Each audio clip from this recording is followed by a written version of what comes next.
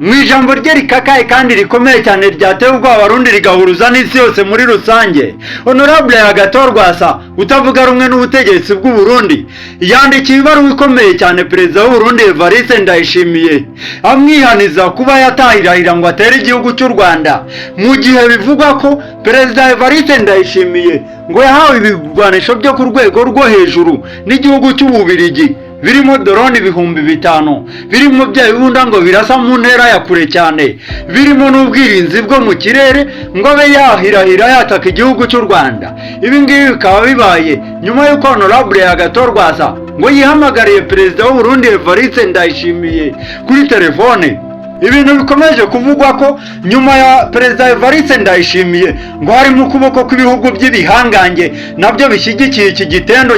gitindi, aho bivugwa ko perezida w'u Burundi Evariste Ndayishimiye ngo ashyigikiwe n'igihugu cya Afurika y'Epfo nacyo kimuri inyuma gishyigikiye ko agomba guteza umutekano muke muri aka karere k'ibiyaga bigari, by'umwihariko ngo akaba yakora ubushotoranyi bukomeye cyane ku gihugu gituranye cy'u Rwanda n'ubundi bari basanzwe batavuga rumwe. Ikindi gihugu ngo kimuri inyuma ngo ni igihugu cyangura nacyo gishyigikiye ubu butindi bwo kuba byatera igihugu ngo akangiza umutekano wacu. Ibintu byakomeje gukomera cyane kandi bigahangayikisha abarundi. Ikindi gihugu ngo kimuri inyuma ngo ni igihugu cya Repubulika Iharanira Demokarasi ya Kongo ngo nacyo kikaba kimuri inyuma kimufitiye support umusada ukomeye cyane. Ibi ngibi perezida Evariste Ndayishimiye ngo akaba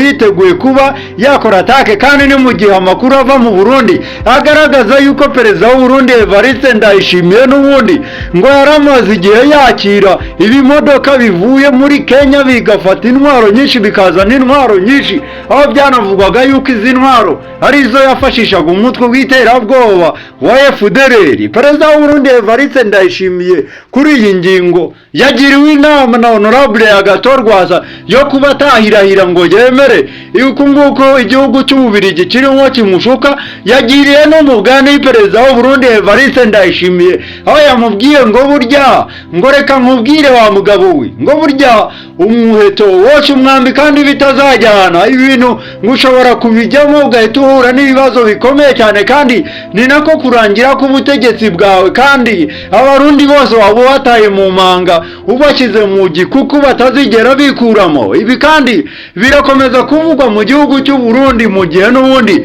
hari kutumvikana gukomeye cyane mu bijyanye n'imiyoborere y'igisirikare, aho ku munsi w'ejo bivuga ko perezida w'u Burundi nk'uko amakuru agaragara yahinduye abayobozi benshi mu gisirikare ngo akabahindura akabakura mu myanya yabo. Ibintu byakomeje kuvugwa ko ngo abo bayobozi bose perezida w'u Burundi Evariste Ndayishimiye yakuye ku myanya yabo mu gihugu mu gisirikare cy'igihugu cy'u Burundi FNDB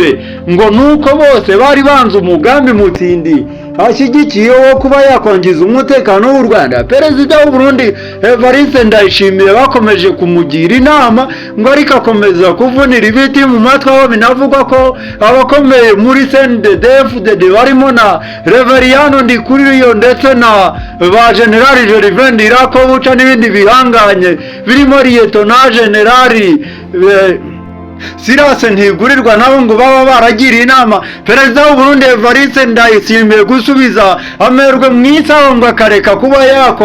yakoze imbarutso mu muriro, ibintu ngo bishobora guhita bimukoraho cyane bikamutesha icyubahiro yari yifitiye cyo kuba yarageze no ku rwego rwo kuyobora umuryango wa Afurika yunze ubumwe, kandi akaba yari afite n'icyizere cyo kuba yari kuzatorerwa manda y'ubutaha mu gihugu cy'u Burundi. Honorable Agathon Rwasa amwandikira yamubwiye ati perezida Evariste Ndayishimiye wakoze byinshi bibi, wasonzesheje abarundi, wakenesheje abarundi, wangana n'ibihugu bituranye birimo nk'u Rwanda, igihugu cyari gikundanye n'u Burundi cyane, igihugu kigenderana n'u Burundi, igihugu gifite abaturage bavuga nkatwe, ariko umutekano waje ku buyobozi uhita utwicira umubano cyane n'u Rwanda, none urimo urashaka kongera gusomborotsa agasomborotso ko kuba wakora mu muriro utazazimya. Ibi ngibi Honorable Agathon Rwasa akaba akomeje kubivuga mu gihe abarundi benshi bamaze kumujya inyuma, igihe abarundi benshi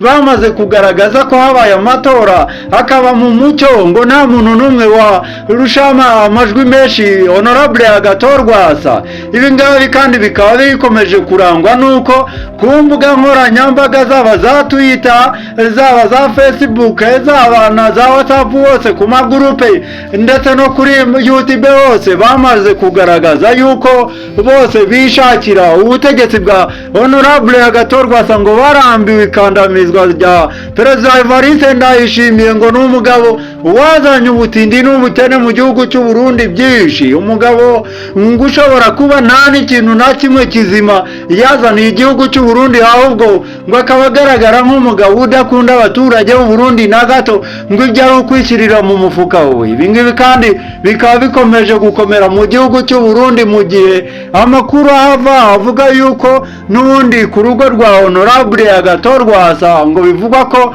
ngo hamaze kugera ngo abantu bamwe bashobora kuba bakora mu iperereza ry'u Burundi muri reconnaissance y'u Burundi, aho bivuga ko Honorable Agathon Rwasa ngo amara kwandikira iyo baruwa Perezida w'u Burundi Evariste Ndayishimiye, ngo yahise amera nk'umuntu batangiye gutera ubwoba, amatelefone atazi ngo amuhamagara ndetse n'abantu atazi bose ngo bashaka kumenya aherereye muri uyu mwanya. Ariko amakuru ava mu Burundi akaba akomeje kugaragaza ko Perezida Evariste Ndayishimiye ngo atahirahira ngo abe yahemukira na gato uburenganzira ndetse n'umutekano wa Honorable Agathon Rwasa, kuko ngo abarundi bahita bamwivuga umwe, no mu gihe bivugwa yuko abarundi benshi bikundiye Agathon Rwasa. Ibi ngibi kandi bikaba byahita binawa ikimenyetso kibi cyane, aho amahanga yakomeje guhatira ubutegetsi bwa Perezida Evariste Ndayishimiye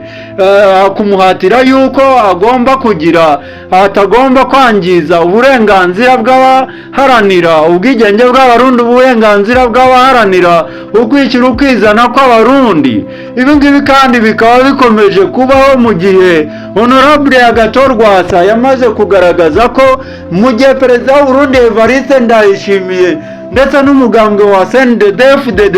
ngo bahirahira bakamubuza kwiyamamariza amatora ya 2027, ngo byahita ibibazo bikomeye cyane mu Burundi, aho bivugwa yuko ngo mu Burundi hahita haba akaga gakomeye cyane karutana kabaye mu 1993. Ibi kandi bikaba bikomeje kuvugwa mu mvugo Honorable Agathon Rwasa akomeje gushyikiriza avuga yuko mu gihe n'ubundi ngo yaba yangiwe gutorwa, ngo inzira y'ishyamba ngo ari inzira azi kuva na kera, ngo gufata imbunda ngo arabizi cyane, ngo kandi amaboko yafashe imbunda yiwe ntabwo yavunitse cyangwa nta naho yagiye. Ibi ngibi Honorable Agathon Rwasa akaba akomeje kubigaragaza mu gihe bikomeje kuvugwa yuko Perezida w'u Burundi Evariste Ndayishimiye ngo adashyigikiye yuko mu Burundi haba amatora, ahubwo we ngo ashyigikiye yuko mu Burundi ngo nta matora yabaho, ngo yayobora u Burundi nk'umwami, ngo akamera nk'ubaye umwami w'u Burundi, ntihazagire amatora yongera kubaho ukundi mu gihugu cy'u Burundi. Ibintu byababaje abarundi cyane, bikagaragaza yuko ngo nta demokarasi uyu mugabo ashyigikiye ku butegetsi bwe, ngo ahubwo ashyigikiye ko yajya akoresha imbonerakure mu kwiba amajwi, akajya atangaza ko yatsinze amatora kandi atigeze atorwa na rimwe, aho binavugwa yuko ngo yakomeje kugaragaza